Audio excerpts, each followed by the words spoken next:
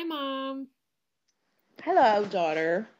Today's yoga question is about curiosity. So I just wondered if you could talk first a little bit about the role of curiosity in your life. Well, I believe that curiosity is something to be extremely valued. When you're around children, it's almost overwhelming their degree of curiosity. Hmm. They are spontaneously fascinated by life. And Albert Einstein talked about curiosity being more important, or imagination being more important than knowledge. Curiosity is a profound state that I believe we should all cultivate every day, because when I am curious, when you are curious, you are very present in the Hmm. moment. You're looking at something, you're thinking about something, you're pondering something in this very moment. And you're another quality that goes with curiosity is you're willing to admit you don't know. Hmm. Because if we believe we know, we're not curious. Oh, I know all about that, we say. No one knows all about anything. So we're not curious if we're not able to be curious if we are convinced we know. And the other thing about curiosity is in order to be curious, one must be willing to be a little bit uncomfortable, Hmm. a little bit not sure, a little bit not relying on the past. It's a wonderful state to be. And when you children were young and you would say to me, "I'm bored," I would say, "Good. Go lie in your bed and stare at the ceiling. Something will come to you." Because it's not my job as your mother to entertain you, to love you, to keep you safe, to raise you, to educate you, all these other things, but not to entertain you.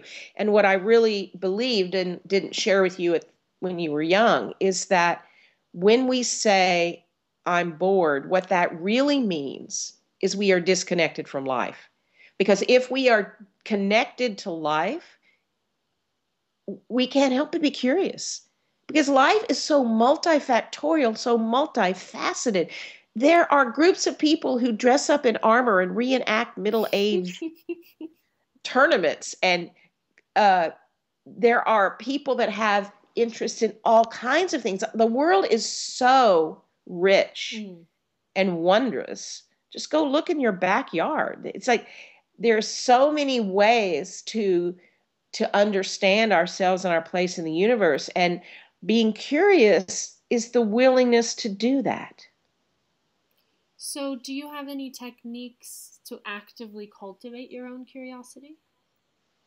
Well, I think a great deal of it is to pay attention to what interests you.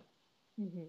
And I believe, expounding on my this theory, because I love to expound, as we all do, that is the key to learning. If we had we I think we could teach everything through one thing. In other words, if you were a student in high school fascinated by music, you could go to a school that was about music. And through music, you could learn languages because opera sung in Italian, for example. You could learn math. Musical is very mathematical. You could study the history of music and therefore the history of cultures. And you Hmm. could learn so many things through whatever particular thing fascinates you because that plays on curiosity. And when we are curious, we learn in a deeper way. So we need to cultivate curiosity. And I think the best technique is find what excites you, what interests you.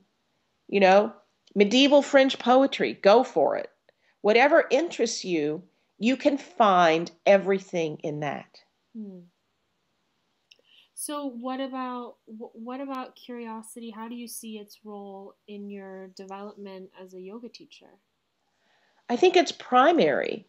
Hmm. Um, when I teach, I'm curious about why the student is struggling in the pose or why certain ways of speaking elicit the response I want.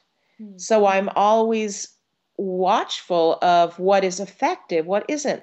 Why is that effective? How does that help people? And sometimes people will come up after class and they will say, "Oh, that was a great class." I mean, it happens once in a while. And I I say thank you, and then I say to them, "Would you tell me one thing that you really liked about the class?" Because I'm curious to learn what it was I said or did that helped them. And they'll say, "I loved your sequencing, really helped me get pose X when it was sequenced in that way. I'd Hmm. never thought about it that way." So then I store that little bit of knowledge away. So you cannot be a teacher unless you are a learner. Which is exactly that leads to the last part of my question. How do you see curiosity shaping you as a yoga student? I think curiosity is the key to practice. Hmm. And that when we put off practice or dread practice or roll our eyes, "Oh God, I should practice" mode, that we've lost touch a little bit with curiosity. And what I like to say is the asana is a question, not an answer. So we should probably say, instead of saying trikonasana, we should say trikonasana. When we do it, we should say, "Oh, what's happening now?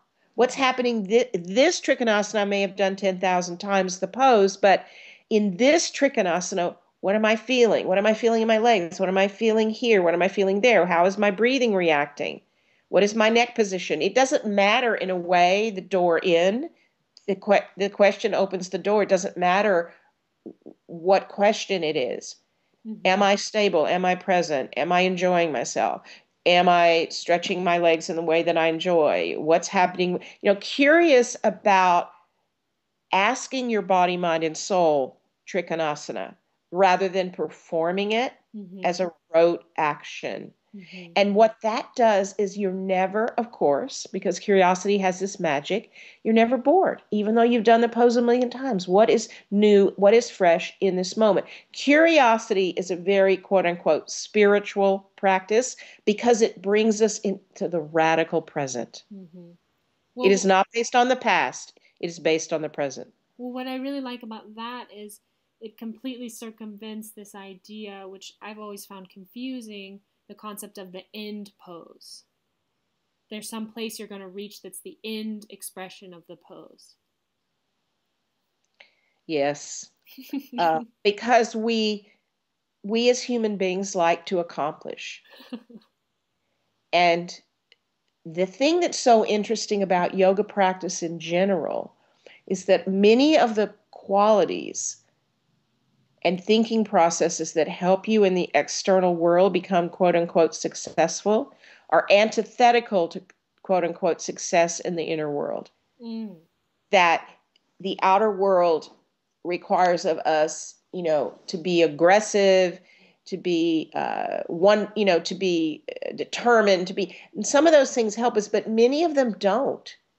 We have Mm-hmm. to get the pose, just like we get the new car, or we get the job, or we get into college, Mm-hmm. the college we want. It's the opposite. It's about being willing to be receptive. And that's really curiosity is the willing to open up and say, "Okay, universe, I don't know this. Let me be open to exploring." And I might go down a path exploring the pose for years and never get anywhere. But if I come to the mat, if I take curiosity by the hand and bring curiosity onto the mat with me, I might say, "Well, what happened if I actually opened in Supta Virasana lying back? What if I actually, it bothers my back and it always bothers my back. And instead of trying to overcome it with some kind of external determination, I elicit curiosity and I say, well, what would happen if I open my legs a little bit? Oh my God, that feels so much better. Let me explore that. Let me understand that. Let me listen to that." Mm. And that is the root of all teaching, is the willingness to ask the question, not to doubt the efficacy of the process, but to doubt my belief in what the process is. Mm. So beautiful. Thank you so much, Mama. You're welcome, my dear. Namaste. Namaste.